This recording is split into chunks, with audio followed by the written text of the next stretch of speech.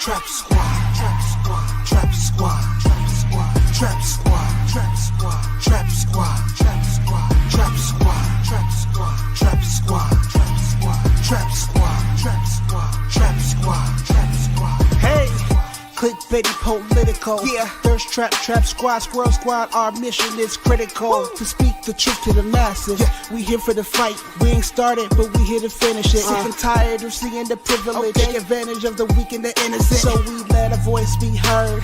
Every single weeknight. Unapologetic.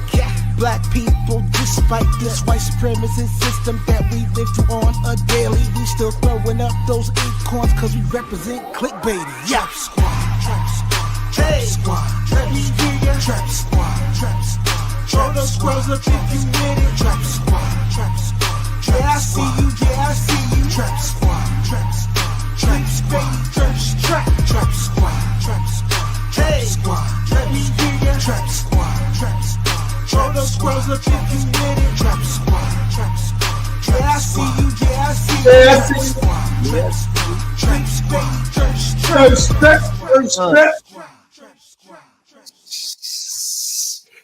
Mondale microphone sound like he had a horrible concert, man. Get your acoustic right today, what?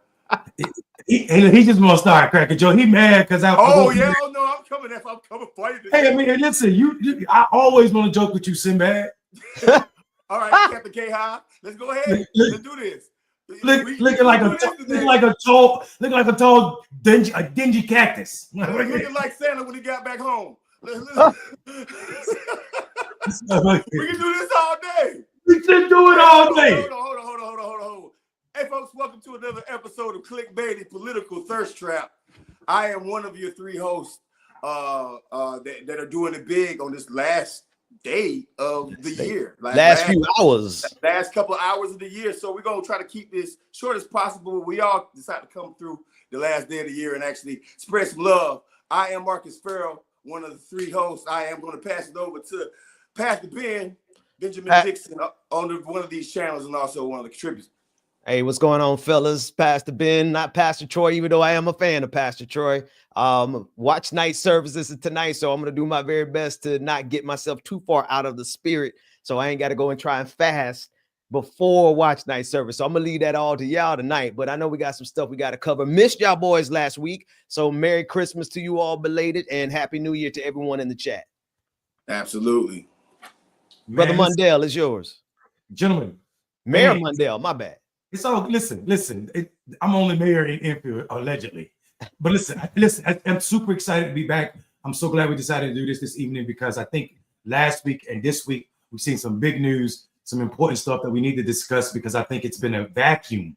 We also watch Don Lemon show up and what the conservative world call a crash out, but it actually looked more progressive than some of these progressive outlets, and we'll just leave that there. But Ben, do what you do and drive this plane, bro. Hey, man, look, I'm just getting these comments on the screen. Shout out to everybody in the chat room. Shout out to Boston Brian. Thank you for that super chat already. Super chats are going up. I see Chuck Diesel is in the house. D Cypher is in the house. Let's see who we got. Looney Tunes is in the house. Shout out to all of y'all, everybody who's joining us across Dev Anton. Hey, man. Man, they got mad about that Anna asparagus stuff. Oh God, did they? Did they? I'm like, man, Marcus, you had already left. We came back on to post that. I saw that. That thing was. Man, look here. That thing was funny. But look, a lot has happened since then. Where do y'all want to start? Like, I think one of the biggest stories right now. I know you mentioned Jimmy Carter. We mentioned the Panama Canal. We're going to get to all of that. But I know you fellas have got something to say about what's going on with the H-1B visa debate. There's so many angles to this, from the Elon Musk and the Vivek Ramaswamy angle to the Steve Bannon and the populist right, or whatever they want to call themselves. I just want to call them racist side of it. Then you got the Indian Americans or Indian immigrants who come in and they seem to be surprised at the racism in the party that they voted for. It's so much to say. Who want to jump on it first? You on mute, Mundell. You know I don't never mind talking first. Listen, this is an amazingly important thing to be happening right now in this moment. What we're witnessing is the rupture of this fake coalition that they had. And I think people need to see it and see it for what it's worth, right? Yeah. But what we're about to find out, or what we already know, but what the white MAGA is about to find out is Donald Trump don't give a damn about you. And you're about to see that money will always be where he goes, out loud. But the magic is, watch how they normalize it. And they be like, watch how it goes from this rant right now that they're having, because still he's speaking their language. He teach them that it's okay to hate whoever you want to, as long as you propping up whiteness. Here's what, watch this argument goes from these white people that are angry at H1B1 immigrants, because these people truly don't want to hear anything about any immigrants. They only want to hear about what's good for white people, right? Yeah. So watch it go to a moment where they're going to stop being upset with legal immigrants. Mm-hmm. About to be best friends with legal immigrants. We're about to see Donald Trump is more loyal to money than he is to Bannon, who is the reason he's even a politician that won an election, right? There's no Donald Trump first presidency without Steve Bannon. Say what you want to about the monster. Say what you want to, but he did win that election, right? And he propped Donald Trump up in a way using this fake populist, I call it racist like Ben, this fake populist message that was basically filled with dog whistles. Now, their first chance of getting smacked in the face, what do white MAGA do? They start using the white argument, right? And then you got white MAGA crying for affirmative action. I am super excited that DEI now includes white people, and they have a nasty taste for anybody that don't support it. That's right. That's this right. Is huge for me. Man, listen, Mondale, not only you're right, like when you say excited to see, I'm more than excited to see. I am actually ecstatic. What happened to minority? What happened to model minority? Right? Like what happened to that conversation? What happened to them? You know, a certain group of folks saying, "Well, you need to be more like the Asians, or you need to be more like the." All that stuff flies out the window when there's certain benefits that you can actually see in a tangible way. Here's what I really believe. I think we got to watch and wait, fellas. I do. I think for this one, I think the fruition of what might happen has not even gotten close to where we think it might go, right? Here's why. Because this is the first time that we've seen an open conversation surrounding, like, this is the first time that we've seen MAGA versus MAGA versus MAGA versus MAGA. Yep. Versus MAGA, right? And it is akin to, you know, we like money in politics, but we like money, but we also don't like people of color, right? So how can we function in this world, right? That's the first thing.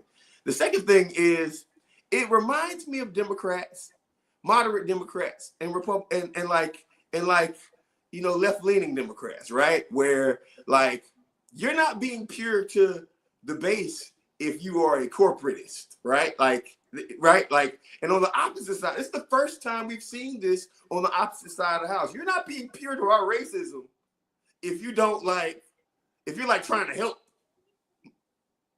non-white people. Like, so it's a syntax era. It's the first syntax era of the MAGA administration. And it's going to be really interesting because, you know, corporate, believe it or not, capitalism is racist, but it's not as racist in every single aspect as you think. They like money. They like keeping money for themselves, right? And however they can go about getting that money, they're going to do that. So now they're willing to piss off their base, which is going to be very interesting to watch. That's why I say, let's just sit back and watch what happens for a second, because it's the first time that we've seen MAGA and MAGA go against MAGA. MAGA on MAGA violence. It's MAGA on MAGA violence, man. And guess what? We can sit back and talk about white on white crime now because it's coming. Look, I want to shout out this comment in the comment section from Twitter. Be leaders, not reactionary. What do we want out of this for us? Listen, and I'll leave it to you fellas if you feel like there's a particular angle that is beneficial to black folks in this specific conversation. Here's what I see, and go ahead. No, go ahead, Ben. I want to hear. Because I got to echo what Marcus just said. The truth of the matter is what I see in the most valuable for us is the ability to weaken MAGA, to weaken their alliance, because they are going into 2025 not only with Project 2025, but with the House of Representatives, with Congress, with the White House, obviously, with the judiciary. They have the entire government underneath their control.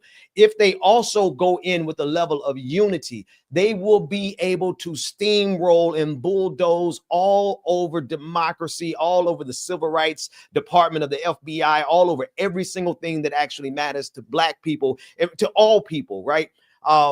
I think we have to not only sit back and watch them fall apart, I think we need to contribute to their falling apart. I think that we need to inflame the situation more. I think that we need to promote both sides of their voices. I don't think this is reactionary so much as taking action, taking advantage of an open wound, an open opportunity to exploit their differences. Elon Musk literally just nuked all of the Groyper, the Nick Fuentes coalition off of Twitter because of this debate. And it's hilarious because it's exposing so much of all of the fault lines. It exposes the fact that there is an economic part, there is an exploitative economic portion of this where Elon Musk, Vivek Ramaswamy, all of the tech bros and Donald Trump, they want the cheapest labor they can possibly get. And I hear them saying, they're opening up with their mouths and they're saying, oh, the people who oppose this are racist.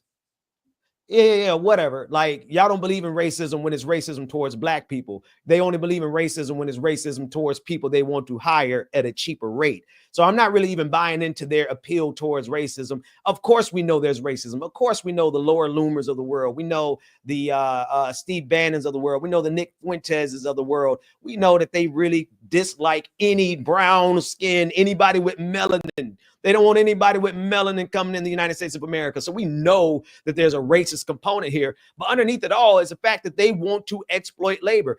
People who come over here on H-1B visas, they're not all the time the most highly and skillfully qualified. They're the people who they can get over here to work $5 an hour for something they should be getting paid $25 an hour. We've seen this with the employees at Twitter. Many of the employees who remained at Twitter, they didn't remain out of loyalty and they love Elon Musk so much. They remained because they were on H-1B visas. And so it becomes a tool to exploit them. And so what do we get out of this as Black folks? The best that we can get is an increase in wages for everyone across the board. The best that we can get is to insist that they raise the prices that they pay, the rates and the wages that they pay people on H-1B visas. But I doubt that they're going to do that. Why? Because the entire point of the H-1B visa is for them to be able to go globally and find the cheapest labor that they can to bring them here. So I don't know that there is an economic win here for anybody except for Elon Musk, except for Donald Trump and them. And I'll leave it to you guys if you feel something different. But I think at the end of the day, the only thing that we get out of this in this moment right now is a chance to weaken MAGA and to destroy their coalition so that they don't destroy democracy. In the spirit of anew that we're going to go into tonight, right? In the spirit of starting a whole year over with brand new ideas, brand new energy, brand new things that we all bring to our life. I like to actually bring a brand new idea to the Democratic Party. Exploit the situation. And what I mean by that is, see, when Democrats have power, there's always a group of Republicans that we try to persuade to actually vote so we can get a majority. Right now, we need to figure out, if you are a Democrat and you're supporting the Democrats, they need to figure out what side do you lay on. So we can create a divide that is consistently problematic. We need to make sure that this situation, the Democratic Party needs to make sure that this situation does not fall to the wayside and it becomes the dividing issue of the next few months. We need to make sure that this issue doesn't fall to the wayside so they can coalesce around anything else. The smartest thing to do is actually to get some laws passed for progressive policies by supporting one of these segments. I hate to be like that. We might not disagree. We might not agree with a single thing on either one of those sides, right? But if you want to be a strategist, if you want to show some philosophy about political science and also about negotiation and about the things that you need to do to actually get laws passed, then do what the Republicans do. Like, hey, this is where Just we're all rough. going. This is where we're all going. Yep. This is what we believe in it, right? Because no matter what, they have the power. But here's the thing: if this is Congress divided, which it will be, it's the best opportunity for us to not let the situation slide, and also for Democrats to do something more important, and that is get progressive policies passed during this administration. I also think that I think there's some disingenuous nature in that question. Like, why ask that question right now when we're discussing H1B1, which is an important topic? We are clickbaity political. We are a news show in the context of new news, right? Like we provide our opinions on something that's happening in political spaces right now. So when I hear this brother asking us, what are we gonna, don't be reactionary, or saying to us, don't be reactionary, what's in it for black people? H1B1, has nothing to do with black people. And what I mean by that, if you look at the demographics of people who get these visas, they're not us. Yeah. Right? 72% of them are from India. So I know what Vivek was doing. This is a play for his people. Expand, bring more people like me here. This is a lookout for him, a handout to people, what do they call them? The model minority, right? They're mostly from India and Philippines, and you better know they're intentional with that. Because why? Because exactly what Ben and Marcus said. It's cheap labor. That's right. I mean, more importantly, I start. Go ahead. I'm sorry. Go ahead. One thing I want to just say though, hey, buddy, when you asked the question, I think I answered it before you even got your first sentence out. That was, we need to wait and see how this thing plays out. Yeah. That's the answer for it. Like, how can we solve a problem that hasn't come to fruition yet? Yeah, and it's not even it's disingenuous. Yeah, it's disingenuous. Black people. He said he wasn't trying to be coy, y'all. Respect. I'll give him that respect. One terrible pie. I give you that because I don't want, I had to come in to save old boy's life. Y'all about to rip his head off.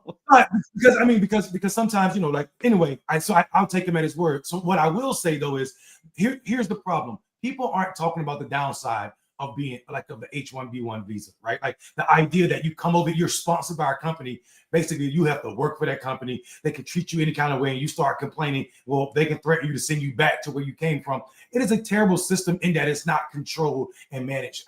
By our government properly. And we know as Elon Musk is working this system, him and Vivek Ramaswamy, they're working on another con bigger than this one that the world ain't even paying attention to, right? This idea on how they expand who and what their footprint is in the world, talking about monetarily, right? And I think that is the dastardly part about this influence. We just watch Donald Trump show us that Elon Musk will be controlling what policy is. That part. He will be controlling how policy affects him. This is the biggest welfare recipient next to Walmart in this country. Elon Musk has more government contracts than anybody, any individual, right?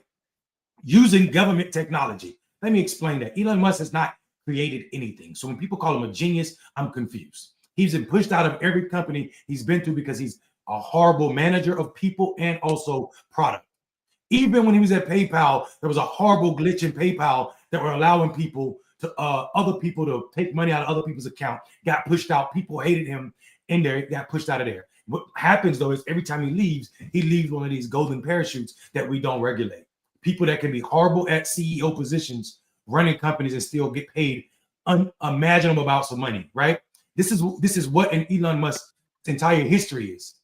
I'm not excited about the fact that we are being, positive to think about what can we get from this administration, because that is going to set us up to start settling for certain things. Here's what we can do. In these 2 years where we know we're going to be in the minority in all three levels of the government, the federal government, what we can do is ensure that we are propping up progressive candidates that are prepared to run and challenge against any corporate, Marcus said that, corporate Democrats, any of these establishment Democrats, any of these old and out of age Democrats. And I'm not talking about old just in age. I'm talking about old in the way you see what we need to do for people and the services we need to provide as a party. We need to get rid of all of those people in 2026. I'm talking about primarying Clyburn, anybody taking APAC money, anybody taking money from oil. All these people need to be gone. We can do that if we spend these 2 years working to prepare candidates in these districts and get serious. So we can send shockwaves to the party that people aren't even thinking about. So this idea of like, how do we exist under a Trump administration? We start planning on how do we get rid of some of these corporate Democrats that are going to let some of this BS allow some of this BS to become law. That's what I think. Pastor Ben, Mayor Mondale, this has nothing to do with the HB1. I mean, whatever. My question for both of you is this. I'm frankly not trusting of the Democrats to do exactly what you said, Mondale Robinson. I don't believe in them anymore. I don't think that there is any entity that can stop corporate interest from taking over races. And so I'm gonna ask you, Mondale, as the operative and as also like the active elected official on this panel, right? But let me just finish real quick. I don't think there's enough willpower. If we just look at what happened where the old guy got picked over AOC for the position, right? If we look at how races are ran, if we look at how establishment money and email lists and the organization of corporate capitalist Democrats operate in America, where all they have to do is just send out a beacon call and a couple $1 million get sent down against the candidate who can organize better, has half the money, or even 75% of the money. Somehow they manage to pull out these victories, right? And then also there's an ethos within the Democratic Party that is, and we got to be honest with it, that is, we don't want to upset nobody. And like, so where do these Democratic wins come from? So like, y'all have been seeing a lot of anti-Democratic sentiment from me recently. And the reason why y'all have been seeing it is because they full of it. Yeah, I do have a question. So my question is like this right here. Why should I spend a iota of time focused more on the Democratic Party, playing the same game whatsoever, when I know for a fact that in 2 years, right, there won't be more progressive Democrats than there are neoliberal Democrats. We all know that. We can play what we want. We can think what we want. We can act like that's going to happen. We can hope that happens. But at the end of the day, why would I continue to go down the same road and expect different results? Because all three of us know what the answer to that is. I don't know the answer to that, and I'll tell you what I mean by that. Insanity. I think Marcus just showed the world that he don't really listen to me when I'm talking. So I should probably slow down to help my Florida brother, because he went to FAMU. It ain't his fault. Snakes supposedly hear well, but apparently this rattler can't hear. So that was completely unnecessary, Captain K. You didn't vote that because you started out coming at me calling me a black Santa. So let me get my. Because you're Captain Chaos. Because you right. got drunk at 4:00 in the morning, and then you try to be all slick on the side on some neoliberal crap, and I called you out on it. I'm not neoliberal. I'm not neoliberal. I don't know say nothing else. I don't know what you're talking about. Of course you don't. Okay, so somebody look up the tweet. So let me look up the tweet. I want you to somebody find the tweet that Marcus talking about. So, but here's my problem. I didn't say we need to depend on the Democrats. I said progressives need to unelected. Money don't matter. Money matters in politics. It does. But people that do this work, people should be prepared to understand that we can win. Let me give you a great example. A person who should not be speaking on behalf of black people or representing black people because he represents the poorest black district or the poorest district in New York. Torres, right? Representing Torres. Oh my goodness. Take all this money from AIPAC. But the reason he keeps winning is because it's a Democratic stronghold. But that district is the largest ethnicity in that district is black people. But he's not been primary in I don't know how many elections. And if you look at the people that the win number for that race at the general level, bro, in the midterm is less than 50,000 votes. Less than 100,000 people in this 790,000 people district are picking this guy over and over again. So if we primary him, you have to know that in a midterm, the primary is going to be less than a general election, right? And it's going to be less than 50,000 people to win that election.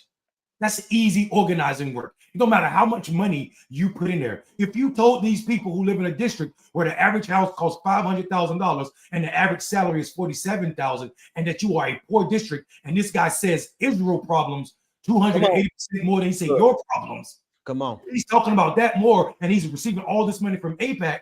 He ain't said nothing about poverty, and he should only be talking about poverty. right? If we start telling people right now and not waiting to 2026 to have this conversation, oh, people be on fire to get his ass out of that seat. I agree with that You one. don't need the party establishment because the establishment will guard him. But to say that we can't do this is unbelievable. Oh, no. I agree with no. Let me clarify that. Okay, go ahead. You clarified me earlier. Go ahead. If you include progressives, we absolutely can do it.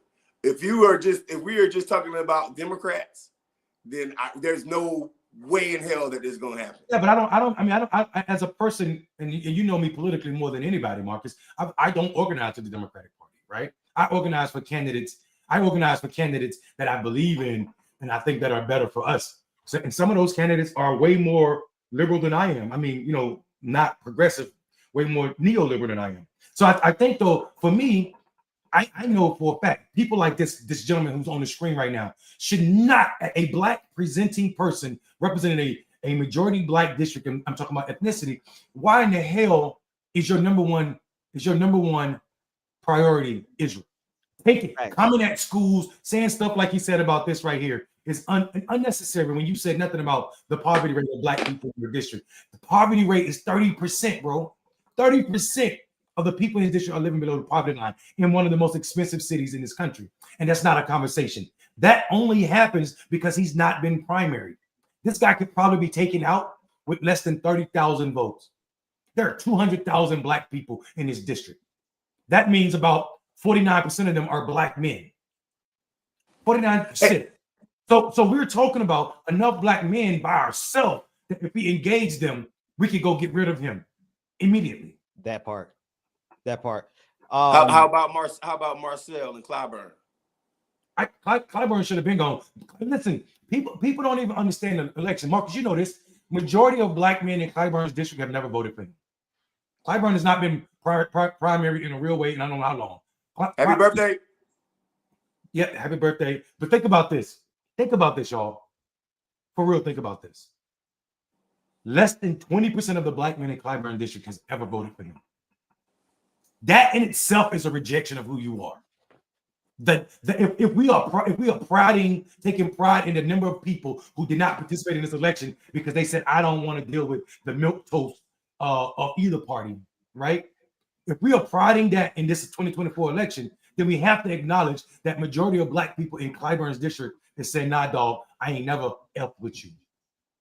If I ain't never voted for you, I ain't never effed with you. Okay. Not ever. So 80% of black men don't support this cat in his own district. At least they don't get out and show support. So that means if we take 21% of the black men in his district, we probably can take him out of that seat in the primary. Yes. Listen. We So I all these people, bro.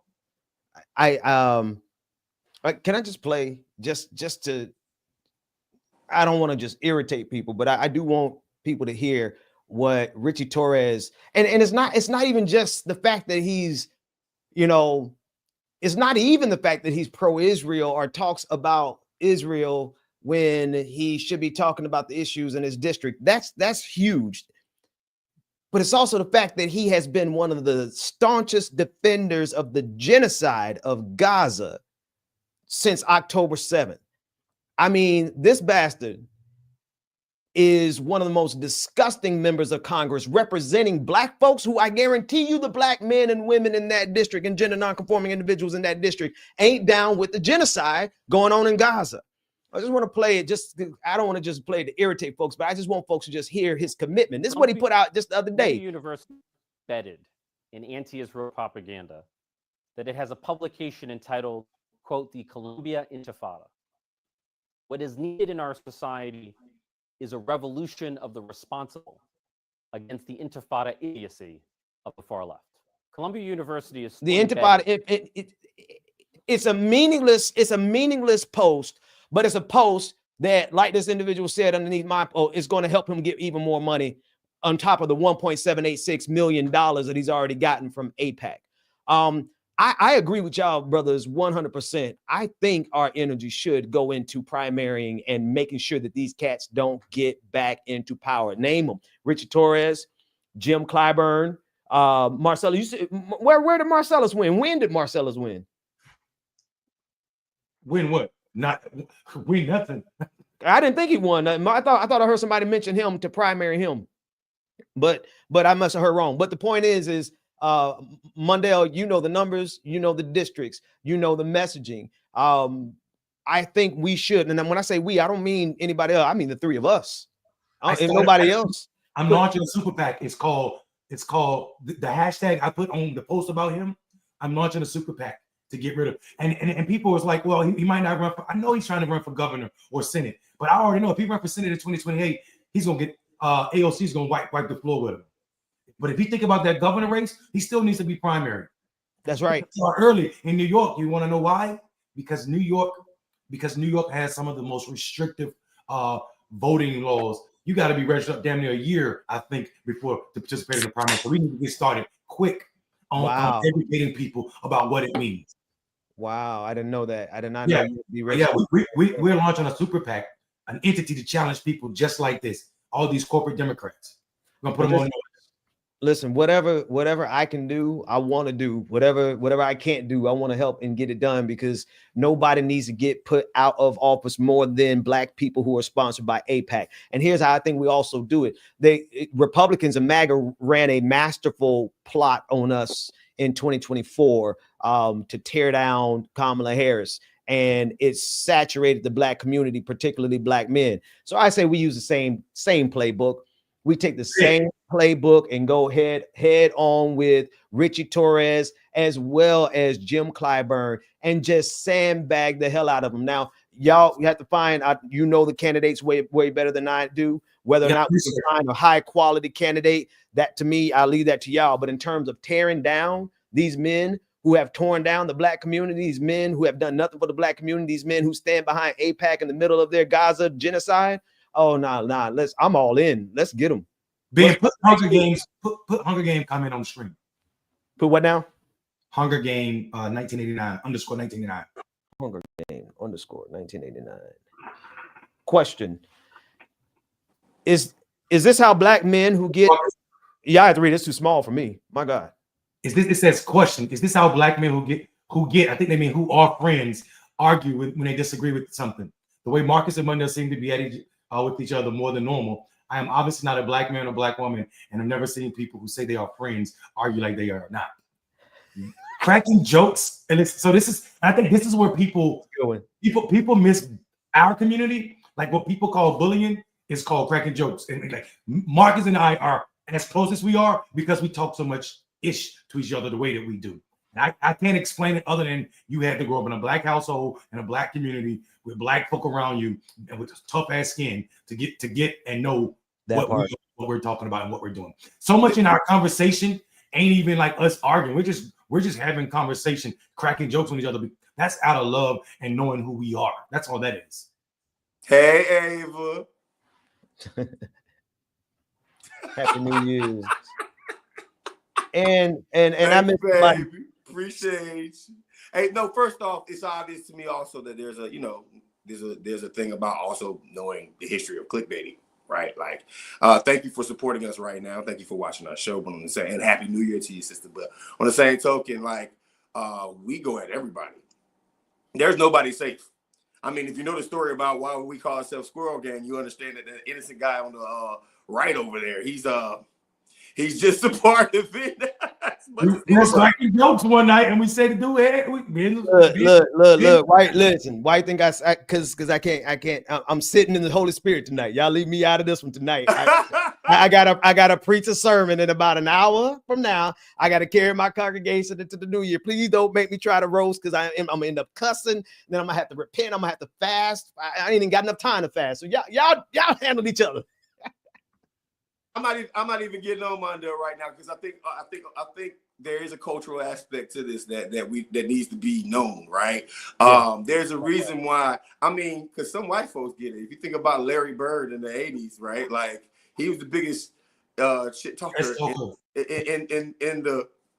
in the history of the league, right? But you won't hear any of the greats talking too much noise about them. They have a camaraderie for them, right? And that's because at the end of the day, it's like they're in the same sport. They appreciate one another's greatness. I don't really appreciate Mondale's greatness enough, but I like his beard every now and then. You know what I mean? So it is what it is, man. Santa needs rest. and you know he gets gray every time he comes back from the North Pole. You know what I mean? So Hey man, and he that got a Grado, black that gray be reindeer. rocking though, man. He got a black reindeer named Maya Rudolph, Ah, and he, Maya Rudolph. That's nasty work. I got a black Rudolph. My wife looking like, where she live at? Look, don't do that, dog. I don't have any reindeers, y'all. Listen, don't have no people looking for me.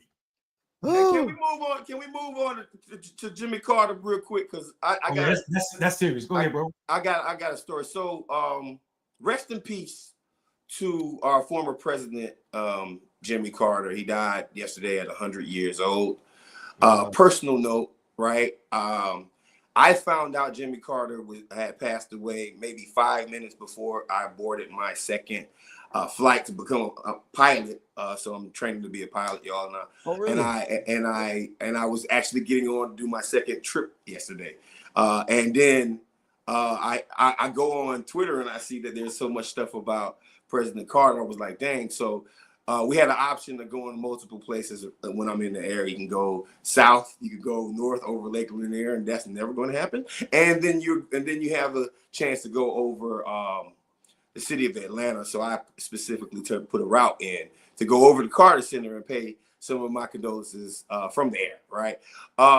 He was a great man. He was a great man. He was a humanitarian, unlike any other president that we've had in the past, probably in the future. His work with Habitat for Humanity is something that we need to make sure that we elevate, because Habitat for Humanity has done some amazing work, and Jimmy Carter was the catalyst of it. I mean, and to vote at 100 years old, right? No matter who he voted for, to vote at 100 years old is just something spectacular. People blame Jimmy for a lot of economic woes that we had, not realizing that President Carter was also a victim of a changing economy, changing society. It's sort of like America going from dial tone to the internet in 2 minutes, right? Yeah. You're going to have some bumps in the road. But for the most part, Jimmy Carter was a very good a representative of the state. And also, up until the Carter administration, there had not been as many Black Americans that he has hired in his White House up until that day. So rest in peace to Jimmy Carter. Rest in peace, and thank you for everything that you did for us. I'll pass it over to the homies. You on mute, Mundell? Yeah. So I listen. For me, Jimmy Carter is my favorite president. Actually, my name is Mundell because of Jimmy Carter. Right? Like my mom watching the campaign in 1979. His vice president was Walter Mundell. My mom liked the name, and that's how I got the name. So I mean, like, I always had an affinity for that. But beyond that, I mean, like, let's think about who Jimmy Carter was. Like, I mean, he put in the 70s, y'all, solar panels on the White House. That's right. He put solar panels on the White House in the 70s. Jimmy Carter also used to sit down and have real hard conversations with America. He warned America about this idea of stop. Like, people's worth was not what they do, but it was based on what they own back in the 70s. So he was having a sit-down conversation with American populace in a way that other people, no president has done. And I could never see a president in modern time doing what Jimmy Carter did with those hard conversations he used to have with Americans. Jimmy Carter used to hang around with the people that the world called undesirable. Bob Dylan, right? And all of his stuff was at the White House. Willie Nelson smoking weed at the White House, right? Way back then, this guy was hanging around with the youth, being in touch with the youth in a time when nobody else was, right? And we see it right now. No president, not Barack Obama or the oldest one, Joe Biden. None of these guys were reaching out or in tune with what the youth were saying in their generation. So I applaud him for that. It's also worth naming that the reason that this brother lost was corporate Democrats and Republicans, right? You had a legacy in the Kennedy boy, and I call him a boy for a reason, the spoiled Kennedy boy who challenged Jimmy, who split the party, right? You're talking about an incumbent president being challenged, and it was all stemmed from how Jimmy sunned him when he came to Georgia in the 70s and thought he was going to be able to talk at a problem that Jimmy had a master over when he was governor, and shut the room down. Like Teddy was put in his place, Teddy. And then so he decided to run against this man and split the party. On top of that, you know about the 1980 October surprise. That's where right. you representatives of Ronald Reagan working with Iran, having a secret deal not to release the hostages until after the election.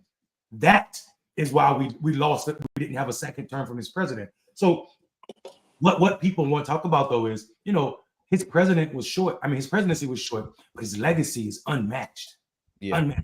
Not just with Habitat for Humanity, the strong stances he took on Palestine when it was unpopular.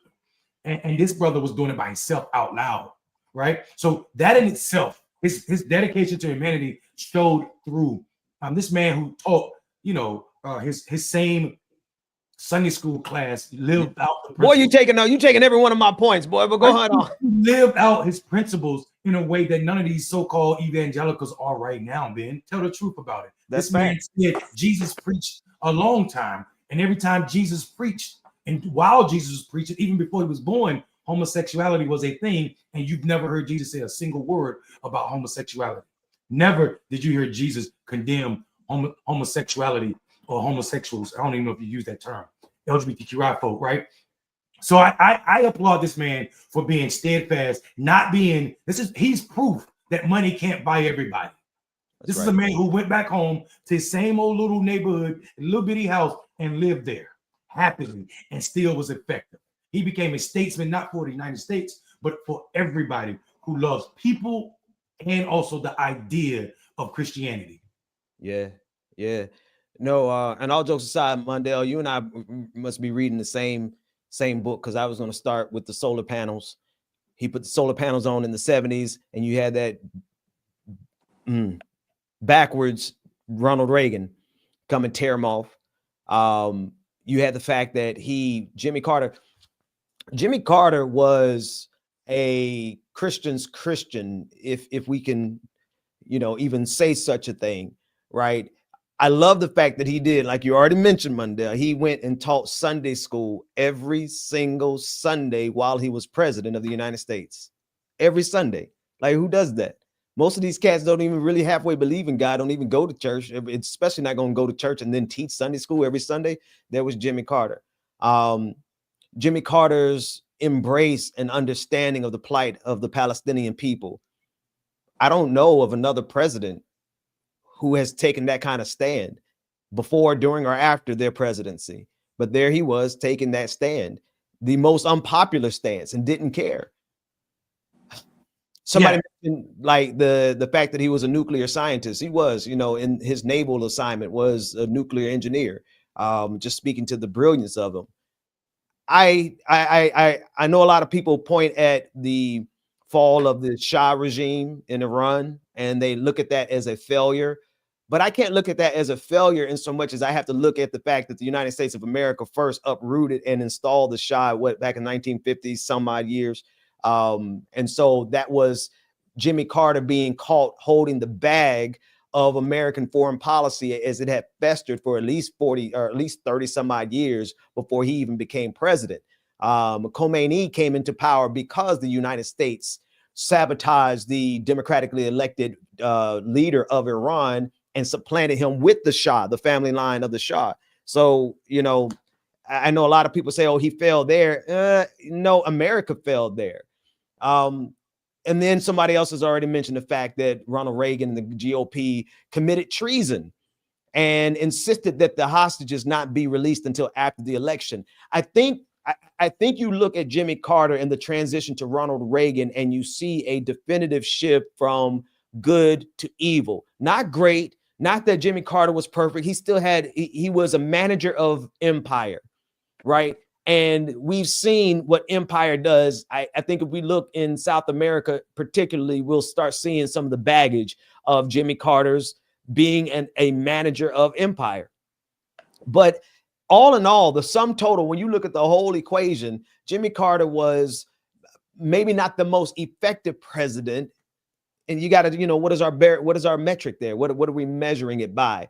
But in terms of being the kind of president that we should have at a bare minimum, I think he is the bare minimum. Everything else that we've had has been some type of either monstrous global imperialist like George W. Bush, or a neoliberal kind of manager like Barack Obama. We have the Orange Julius. We have what he is doing. Like every president that we have Bill Clinton. I mean, he had his good, but he certainly had his horribles with Bill Clinton. And I look at Jimmy Carter and I look at what America chose to do after him. And I mean, immediately, what America chose to do with Ronald Reagan, we're living in the aftermath we're living in Ronald Reagan's society. And we could have, Ted Kennedy, you mentioned Ted Kennedy and his primary of Jimmy Carter.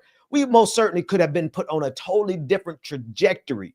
But right now we're living on this trajectory. Why? Two reasons. One, you said corporate Democrats. One, two, the treason of the GOP. But then I'll throw a third one in there. White evangelicals. They decided to make their number one priority the justification of supporting the Republican Party because of Roe versus Wade, which wasn't really the issue. We understand the true issue was segregation. But they decided to move away from a man who taught Sunday school every single Sunday, a man who prayed every single day, and said he wasn't Christian enough for them. So they went and got this actor from California who didn't even go to church. And they said, that's our guy. That's the one that we want. And ever since, we've been on this trajectory towards this hellscape that we live in today. I think the most important thing about Jimmy Carter's legacy for me is the rejection of a good Christian man by white Christians in favor of their politics. Well, I mean, think about it, man. The way Marcus, Ronald Reagan announced, right? Hey, Ava, Ronald Reagan announced that he was running for president in Philadelphia, Mississippi. For what? So that he can, because that's where the black people that were trying to integrate that were working during the 60s, that's where they were killed at. He went to that site to announce he was running for president for that reason. So that was a dog whistle to white people that, hey, I'm your president. I'm here for y'all. Don't forget, Ronald Reagan was a Democrat. He left when they let black people sit and be a part of the Democratic Party. He was a part of those. Him and Strom Thurmond left together. That's what Ronald Reagan did, right? He's one of those people. So we know who he was. So when you say white people rejected Christianity for Reagan, hell, we see that right now too, right? When you say we live in his legacy, we absolutely are, because white people have long rejected their religion for white supremacy, and in this case, Donald Trump. I wanted to say one thing, Marcus, before I turn it over, and it was that we also cannot forget that was Jimmy Carter, a black woman who had a public defender who she only got 10 minutes to spend with, was charged for murder because this person told her to plead guilty after only meeting with her for 10 minutes. The court railroaded her and gave her life in prison. She worked in his mansion as a nanny of his kids. He, when she was out on parole, moved her to Washington, D.C. Jimmy Carter did. And she worked in the White House, raising his kids for him. That's what he did. And when he left and went back, she left and went with him. Finally, she got pardoned. She's still living. This sister is still living. Wow. Jimmy Carter, a woman would have been in prison she was prison labor, which is disgusting in itself. But Jimmy Carter believed that this woman was not guilty, and so much so that he brought her to Washington, D.C. to the White House. That's what we're talking about. And the rejection of what we call so-called America's Christian morality was on display with Jimmy. That's right. And it was also it was a reminder to everybody that is not white that America is a white institution. Yeah. And big up to him, because he actually had that brother was so far ahead of his game in terms of progressivism, because I am reminded of what he said about the LGBTQIA community. He said homosexuality, he used the phrase homosexuality was a well-known thing in Jesus's day. And Jesus didn't say not a word about it.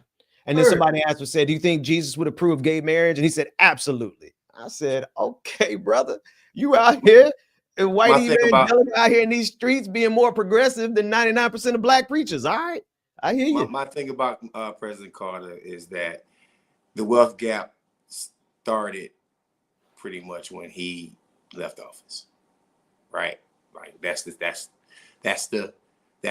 think that's the most important part about like these CEOs who make 100 times, 10 times. I mean, it was always going up, but the biggest, the most drastic increase between presidencies was the Reagan Carter transfer, right? Carter Reagan transfer. And we got to think about things like that, and we got to also think about, like, it's almost fair to say that Jimmy Carter was the most progressive president we've ever had, right? It's a fair statement to make outside of maybe FDR, and then we think about the racial issues, we kind of got to push him back a little bit also, right?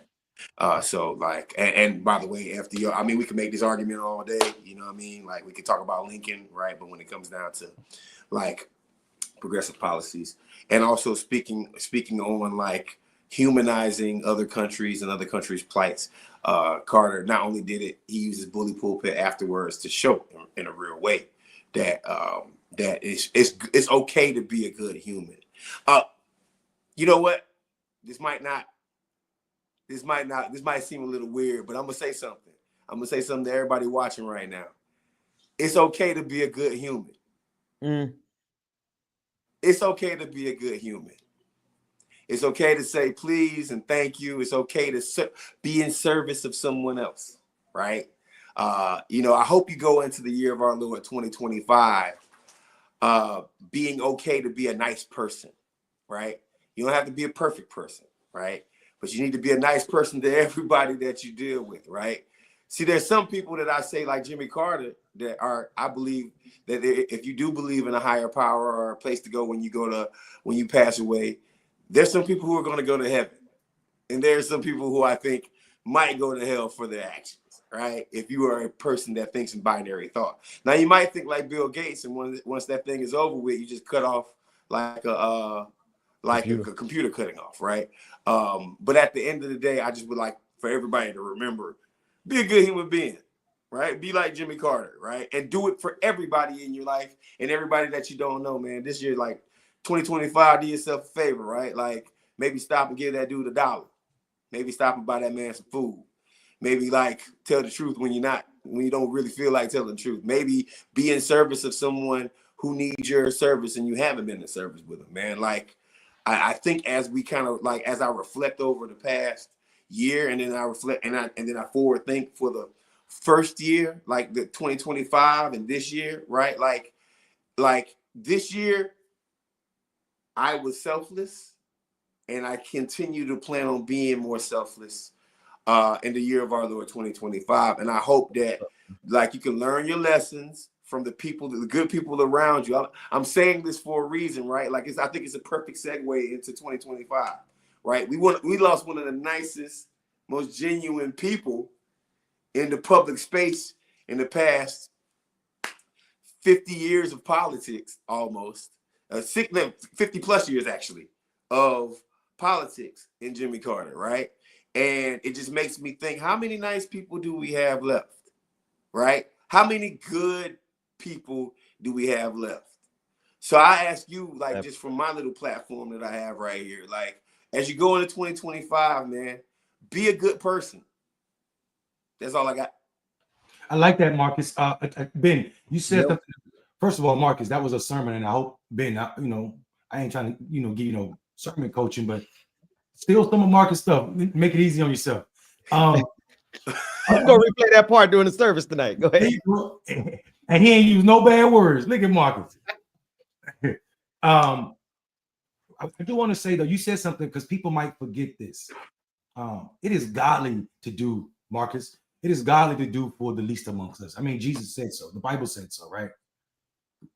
Get from them away from me is what he said. What you didn't do for them, you didn't do for me. The reason that increase happened, Marcus and Ben, was because of Ronald Reagan's war on unions, right? The war on unions led to that income, that increase in the income deficit, or the income gap, I should say. And I think that is telling on who this person was. Like, he had an entire administration and also life about doing for the least amongst these. And I think that is Jesus-like, that is Christ-like. That is the only Christianity that matters. Like, what are you doing? The gospel has to be balm, BALM, balm for the least, for those who are suffering the most. And if it's not, then it's not salty. It has no purpose. So what I would say is, it is ironic that Marcus mentioned that Jimmy Carter voted at 100. I feel like and I don't know who he voted because the ballot is secret, but I feel like Jimmy voted for Kamala, and realized, maybe my vote was to prevent someone talking about one of the biggest things I did. One of the biggest things he did was to give Panama the canal back. And now we see on the last days of his life, he was watching the news, probably thinking, well, I did try to prevent this person from coming into office who's about to start a damn war, because that's what's going to happen if Donald Trump thinks he's going to take the Panama Canal from Panama. You know what makes me wonder real quick about that, and let me take the good president down, because I think both of y'all, that was a sermon, Marcus, and I'll talk more about that later on tonight. But what's amazing to me about this Panama Canal issue is the hubris, right? I know I shouldn't be I'm not surprised, but it still is amazing that Donald Trump will come in so cavalier. And then, I'm sorry, pause. I gotta remember how he first came in 2017. The very first thing he did in the first 2 weeks was put out General Flynn, who was the director of his national intelligence, I believe, at the time, and said that they're putting Iran on notice. They wanted to go to war with Iran in 2017. And so now they're coming in with all this bellicose language about the Panama Canal. They're talking about Greenland and all this stuff that they want to and making Canada the 51st state. And I'm like, to what end? I don't know. And I'll let you guys say whether or not you feel like they have any seriousness behind this, or is this them just trolling the world? Because they're stupid enough to try to troll the world and not realizing that trolling the world leads to actual conflicts. They are dumb enough to do that.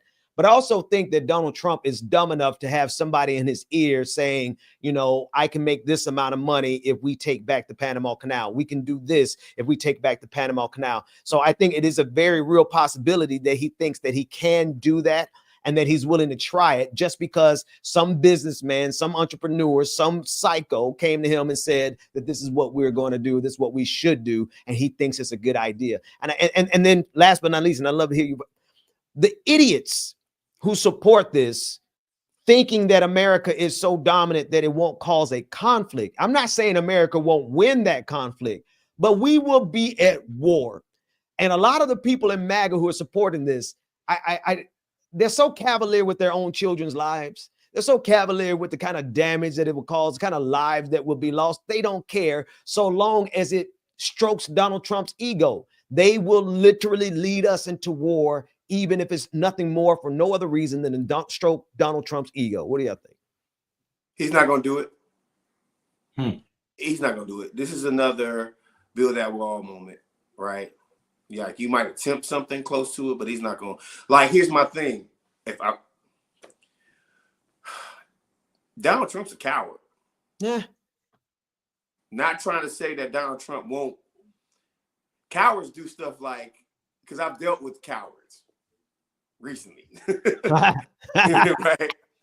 Cowards run from pressure, right?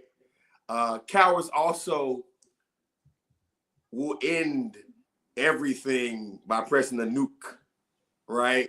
Because they're afraid of going through the work. But what I'm going to say is Donald Trump has a track record of starting things and not finishing them, right? He has a track record of, I'm going to do this pomp and circumstance as soon as because there still are a couple of remnants of people with common sense in that White House that are going to be in that White House. Most of them are going to be staff, right? That, that basically the bureaucratic place, the folks that Elon Musk want to get rid of, right? Donald Trump is not going to want on his track record of war. I hate to be like this, but we got to look at his record so far, right? He likes to promote himself as a deal maker, right? I doubt, and if I'm wrong, it sucks. I hope America hopes that everybody watching hopes that I'm right, right? But Donald Trump ain't finished the wall. That was his biggest thing. So for him to go to that, I don't think he wants no part of being a commander in chief. I don't think Donald Trump wants any part of being a commander in chief. I think he wants to be a buffoon and a circus orchestrator, right? Like But I don't think he wants to be. Oh, Marcus, boy, you cooking tonight. Hold on. You got to say that one more time because that's a powerful statement. Donald Trump doesn't want to be a commander-in-chief. He doesn't. He doesn't have the wherewithal. He knows he doesn't have the wherewithal. And he probably knows that he doesn't have the skill set, and he probably knows that the people around him are buffoons. Like, there might be a small inclination of intelligence in Donald Trump. Is like, we might do a lot of things. I like the pomp and circumstance. I like the media game. But as soon as American lives start getting lost, I'm not going to know how to handle that because I am not a commander-in-chief. I just hold the position, but I do not want to do the job. He's not going to do anything to start a war. He's not. That's right, Tracy. That's going to keep him from playing golf. He doesn't have to be in the office too much. That boy like to go to Mar-a-Lago, like do his little whatever. You know what I mean? He like to do his little whatever and pop off at the mouth of the media, right? That's what Donald Trump does. He's not a person that's going to institute a policy that starts a war. Like, I promise you that, right? Like if there, matter of fact, if Mexico had said, we're going to go to the war with America, and America, knowing that America has way more power than them, an army of them, but guess what? Donald Trump wouldn't even thought about starting the war because he's a coward. He's a coward. Your lips to God's ear, man. I think you're right. I think the problem though is when you're in that position, when you're Donald Trump as the president, president-elect, right now, president, you destabilize economies, you destabilize lives with words. And I think that's the danger of going on Twitter, retweeting the Panama president who has an obligation to tell his people that you're not taking the canal from them, right? Like I think people we have to acknowledge that is destabilizing. Also, Donald Trump don't understand how what you said was powerful because I don't think he understands how treaties work. We're not the only country with treaties. If you try to take Greenland from Denmark, you are at war with people in Europe, buddy. And if you invade Canada or if you try to take Canada, you are at war with everybody they have a treaty with. I don't think this man understands how government works. So beyond, I don't even need to play those games. He does not understand how government works. Let's say that's clear. I think though, the problem with that lack of understanding and the idiots he's putting around him, one, of course, he's trying to make his family richer. We see that every one of his daughters' father-in-laws are part of his administration in some way, right? This is money, looking out for money, looking out for money. People are also upset about Joe Biden pardoning his son, but they didn't have this much fire when Donald Trump pardoned someone that a Republican wasn't it Jared Kushner's father-in-law? Jared Kushner's father-in-law. Who literally he blackmailed his brother-in-law by trapping him and then recording the sex exchange and threatened to say, I'll show this to my sister. I mean, like the level of sickness in all of that. So I think the problem with the reason the Panama Canal is so big, not just because it split two continents, and it did, but that was a pun. Y'all didn't get my dad joke? Come on, guys. The Panama is big as a waterway. Come on. What's going on, man? That was a good joke. I was waiting while Marcus was talking. I was like, look, I got a pun. Anyway, the reason the Panama Canal. You know what, Marcus? I'm sorry. I'm sorry I'm not as good as you and your twin, Sinbad, and making jokes. Oh, I'll take that.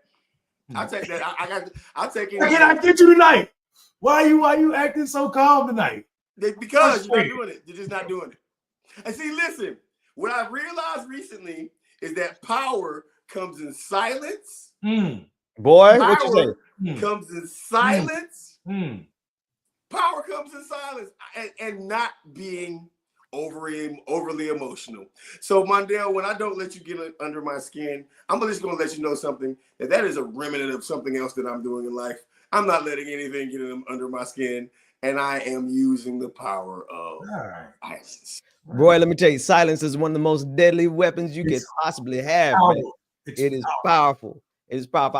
I've had one of the most contentious meetings I've ever had. People coming at me left and right, and I just sat there silent. And they got angry and angry and angry. They couldn't get angry at me because I wasn't saying nothing. Then they ended up fighting each other because they got so angry they got mad at each other. Just watch how silence just disarms. Marcus, you cooking tonight? And I said that to my wife earlier. I don't know what I was watching. I don't know if I was watching a clip of you. I don't know what it was, but it just came. I said, that boy Marcus be on fire. When I'm on it, when I'm on one, when you own it, boy, when you own it, you be on it. Oh, sometimes I get on this show and look like a complete idiot. That's perfect. No, it ain't never happened. But, you ain't never. When I'm on one, right? That you know what it is, guys. Next year, as the oldest member of Clickbaity Political Thirst Trap, I'm one older than me, dog. I am. I'm one step older to being 50. Wow. I'm a couple years away from it. But how old are you? I'm one step over to being 50. Y'all know how old I am. I'm 47 right now. Yeah, look at you, Kevin Hart. Look, I knew that Kevin Hart. What's that? That was Kevin Hart. Kevin Hart with your boy from Marvel. John Cheadle. John Cheadle. Yeah, John Cheadle. Listen, no, but at the end of the day, right? Like it's like this right here. Hey, I'm not stressing stuff no more. I've gotten to the point where it's like, so even when me and Mondale disagree, like he got on my little Twitter page and called and said, that's BS. I promise you he erased it, but I screenshotted it. I'm gonna send it over right now. We're gonna post it, right? But I ain't listen, ain't no reason to like try to change things you can't control. That's right. Right? Like you gotta be at a place in life where like you're at peace, and peace brings you a lot more happiness, right? Don't get me wrong. We can get lit on this show if Ben ever lets us do that again. Get lit and then talk noise all night long because we've done that before. Listen, right? I just like to put a little space between the shenanigans and service. I got service at 10:30 tonight. We're being good, right? I know. No. You saying if I ever let you get loose? All I'm saying is I can't get loose tonight. I know that, Pastor. And next Tuesday. So where I'm at right now while I'm cooking, let me just tell y'all something. Like, go ahead and ground it, Marcus. Go ahead and start to close out for us. Yeah, okay. So I think that's a good idea. Actually, it's not slander if it's true. No, hold on. See, somebody trying to push our buttons. We literally about to close out the show, and then put that back up. Who is that person? It's somebody, some random JT. No more Tariq slander. It ain't slander if it's true. All I do is share the man's own words. The man said himself he got offered a bag from white supremacists to attack black immigrants. And so every time he opened his mouth to attack black immigrants, I'm gonna share that clip. I don't even say that. I just did he take the bag? Have you seen him? Have you not seen the shift in his actions? All he do is criticize black immigrants. That's logical. Right. Hey, check this out. Hey, let's end this thing. But I want to end it tonight. You got it, man. You on fire, bro. No, actually, I want to end it. I want y'all say whatever y'all got to say, and I'm gonna end it. Oh, you want us to say something? Then you end. Okay. I'll go first. You got it.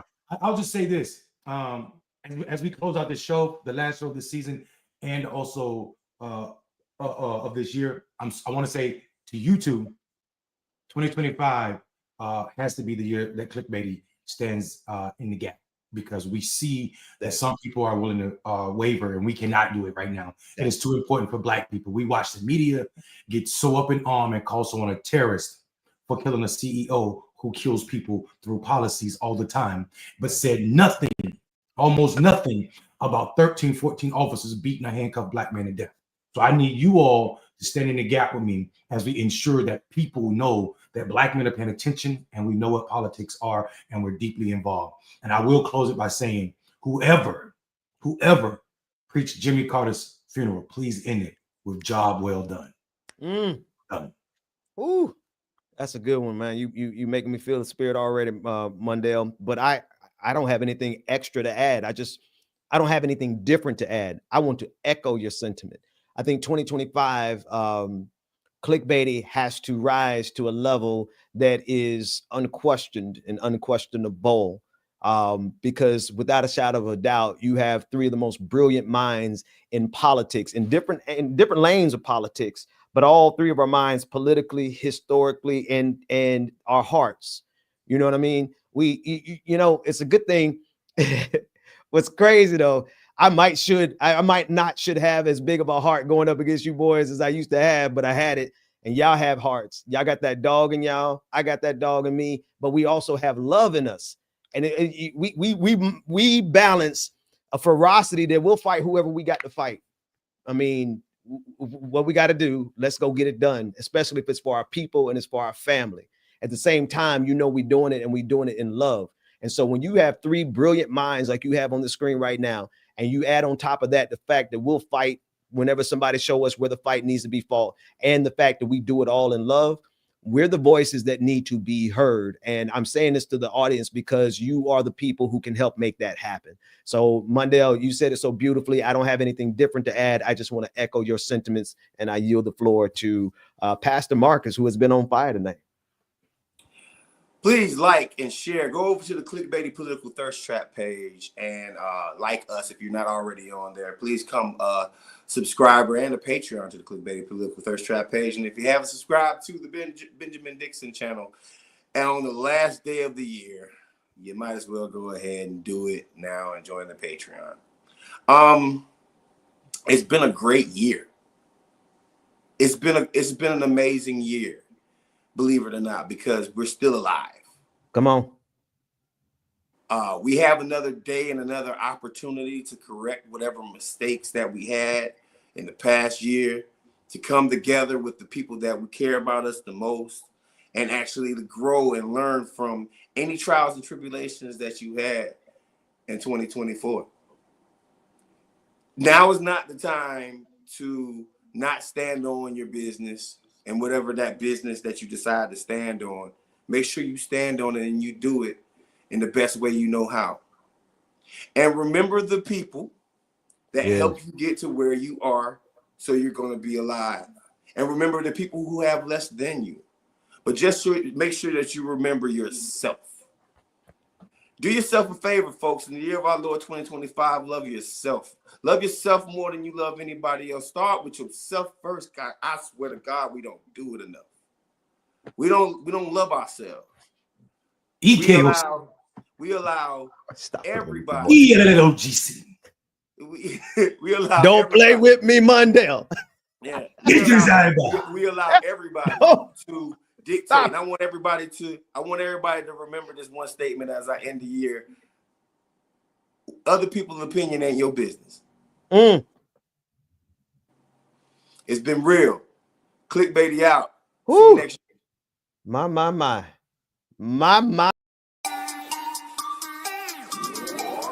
Trap squad, trap squad, trap squad, trap squad, trap squad, trap squad, trap squad, trap squad, trap squad, trap squad, trap squad, trap squad, trap squad, trap squad, trap squad. Hey, clickbaity political. Yeah, thirst trap, trap squad, squirrel squad. Our mission is critical to speak the truth to the masses.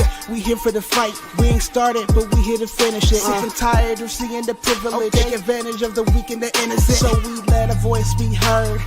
Every single weeknight. Unapologetic. Black people, despite this white supremacist system that we live through on a daily, we still throwing up those acorns cause we represent clickbaity. Trap squad, trap squad, trap squad. Let me hear ya. Trap squad, trap squad. Throw those squirrels up if you with it. Trap squad, trap squad. Yeah, I see you, yeah, I see you. Trap squad, trap squad. Clickbaity, thirst trap. Trap squad, trap squad. Trap squad. Let me hear ya. Trap squad, trap squad. Throw those squirrels up if you with it.